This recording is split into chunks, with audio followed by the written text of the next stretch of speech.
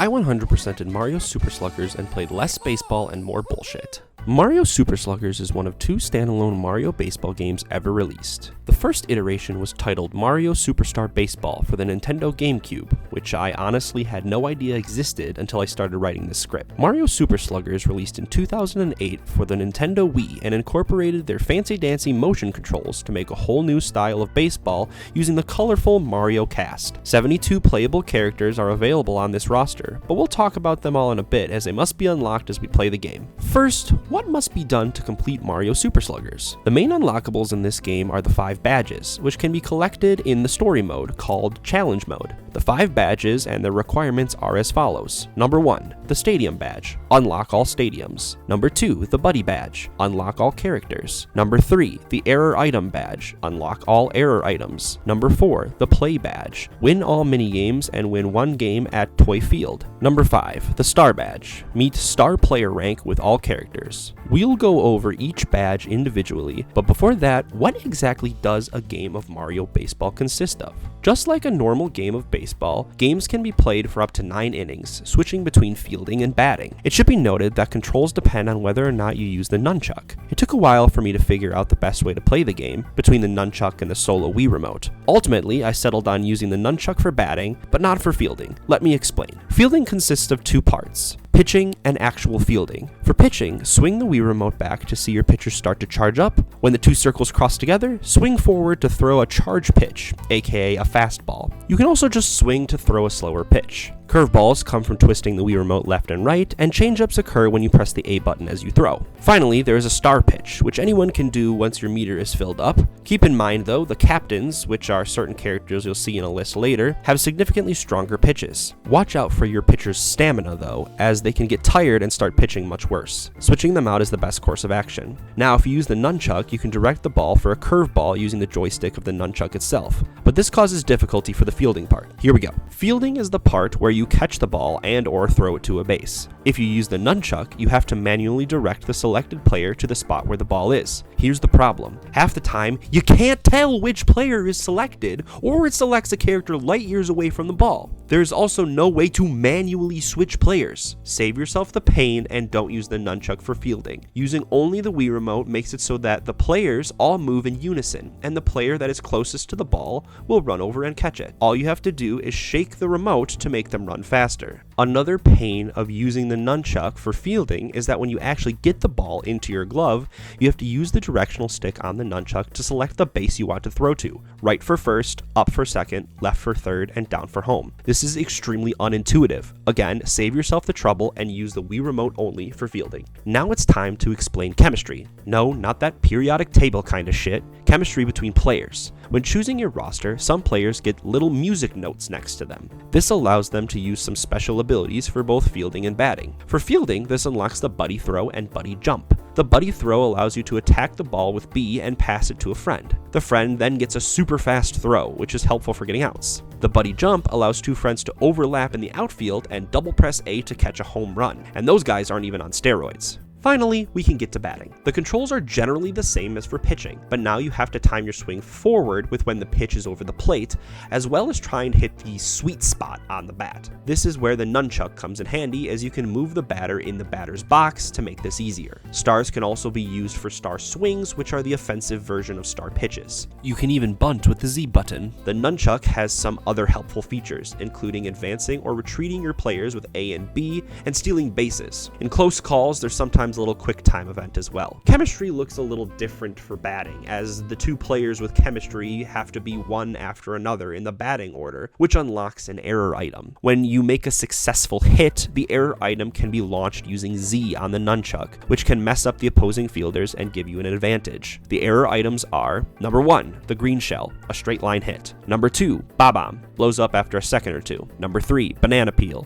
launches 5 banana peels to trip up fielders. Number 4, fireball, sprays 3 fireballs that burn the enemy. This is unlocked during challenge mode. Number 5, Mini Boo, makes the ball invisible but still catchable, also unlocked during challenge mode. Number 6, the Pow Ball, literally explodes on impact, knocking down anyone nearby, also unlocked during challenge mode. The Pow Ball is by far the best, and the Mini Boo is by far the worst, with the other 4 falling somewhere in between. Overall, the game is fairly easy if you want it to be, with plenty of intricacies involved to ramp up your skills. Unfortunately, as I said in the intro, you won't actually be playing much baseball. Instead, you'll play sort of baseball in challenge mode. Challenge mode, the story mode of Mario Super Sluggers, is the way you unlock 71 of the 72 characters on the roster. The 72nd is the Mii, which you do not unlock here and is only allowed in exhibition mode. The story is as follows. Peach invites everyone to a baseball kingdom with 7 different parks to play in. Those are Mario Stadium, Peach Ice Garden,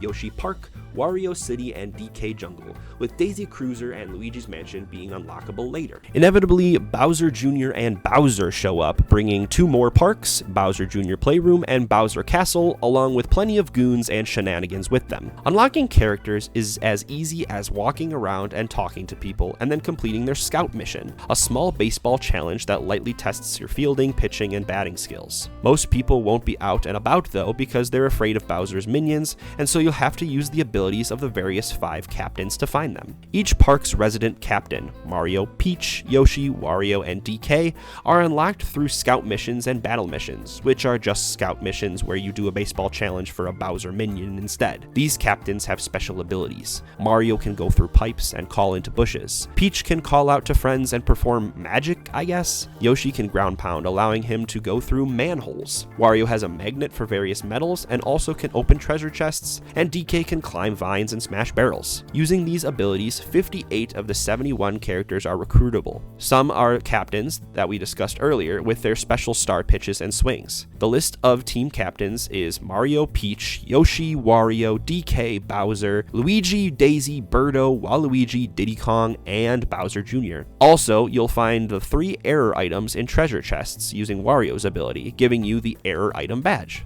As you progress through the challenge mode, you'll collect coins. These coins can be used in shops to buy items to give you a boost in games. I never bought one of these because I'm not a little baby. I did, however, buy Luigi's flashlight and the Cruiser Pass to unlock Luigi's Mansion and Daisy Cruiser as a field. You also encounter the occasional puzzle, which are mostly motion control based and basically fuck that, but they're easy enough.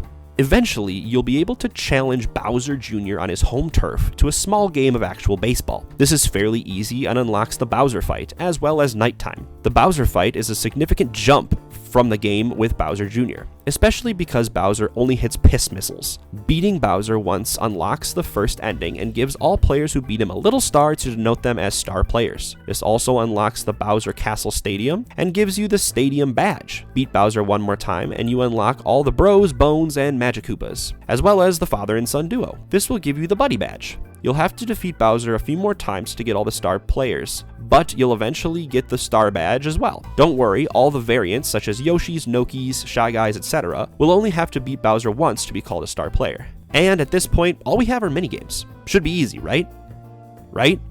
Wrong. I got conflicting information from the internet on how to get this badge, with some sources saying you only need to beat the minigames on easy in challenge mode, and some saying it had to be the star difficulty. So to be safe, I did all the star difficulties, and boy did I start losing my mind. Let me explain from the least difficult to the most difficult. The easiest minigames are a tie between Bob-omb Derby and Wall Ball. Bob-omb Derby is simple. Hit the ball while considering the speed at which the bomb is being thrown and the direction it wants you to hit. Honestly, you can just swing away and you'll get enough points. You don't even need to hit every single bomb. Just pay extra attention to the King Bob-omb, because His Majesty gives you bonus points. Wall Ball is a pitching minigame where you want to power up the pitch just enough to hit the pink wall for maximum points. My younger self was apparently the GOAT at this and completed it, but even on a replay I found it exceptionally easy.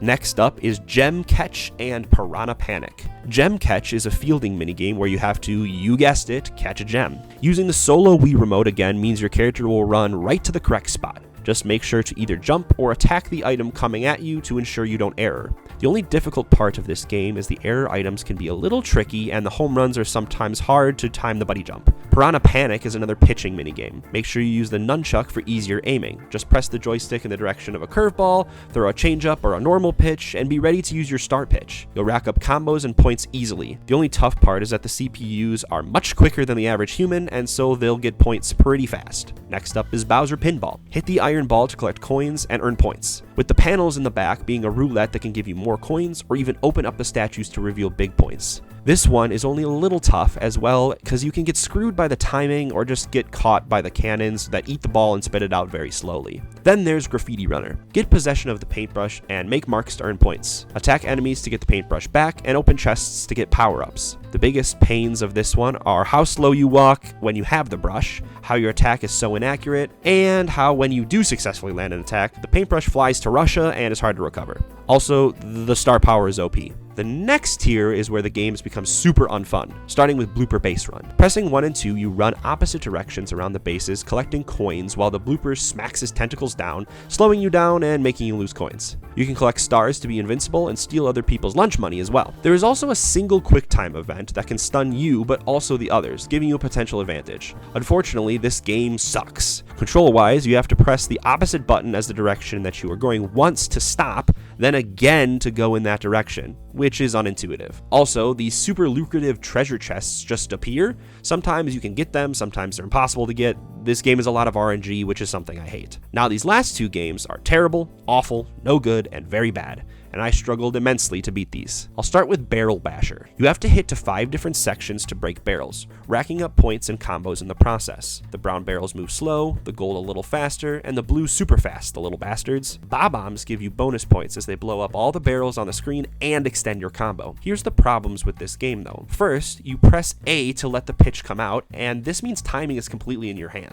Second, you can accidentally charge the hit and ruin your rhythm. I asked myself constantly why this mechanic was left in the minigame, as it's unimportant to winning. Third, the 5 sections feel completely arbitrary. You think you timed it correctly, and nope, it's going to the wrong section. This leads to panic and even more wrong timing. If too many barrels or bombs hit your barricade, you lose, so you have to be careful of that too. Luckily, we can just practice this one over and over and get better at what's that? Coins? Oh yeah, don't let me forget to warn you that each run costs coins to attempt, and you earn none on a loss. This is true of all the minigames, but this one is by far the worst offender, as you have to practice to get better, and you can't if you run out of money. Why, oh why is this a mechanic? Just make the minigames free and earn if you win. And you can just save with enough money beforehand and reset your game, but this also takes time, so you're torn between playing multiple easy games or resetting. It's all just a waste of time. But we're not even finished. There's still Ghost K, the final minigame and the bane of my existence. Pitch to 5 different directions to beat ghosts and earn points, starting a combo in the process. The ghosts that match your color give you bonus points. There can be stars, which can give you more points for hits,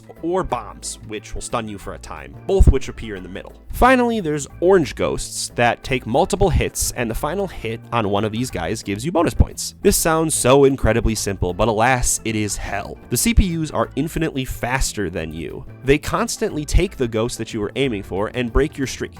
Sometimes they even pre-throw and still get points. The only way I could beat this was by absolutely cheesing it. I actually had to spam the home button to give myself time to see where the ghost was spawning and be ready to throw. This didn't even work right away, and I still had to get lucky, but eventually Satan was defeated. The last task was winning a game at Toy Field. This was not fun, but not as bad as the minigames. Toy Field is a game where you hit the ball into a field of points, and the other 3 players duke it out for the ball for the chance at the next at-bat. The batting is pretty difficult in my opinion, and the fielding is even harder. For batting, the speed and direction are random, and the timing is different from regular baseball in this game. The fielders can catch the ball, negating points, and each strike loses you points. For fielding, the spot where the ball lands is completely random, giving you no hope of knowing where it's going. The attacking is just as difficult as in Graffiti Runner, and the speed penalty for having the ball makes it easy for you to get hit. Your best course of action is to wait until the last second to attack the player with the ball, so no one has time to hit you back. This took a few tries, but wasn't too bad.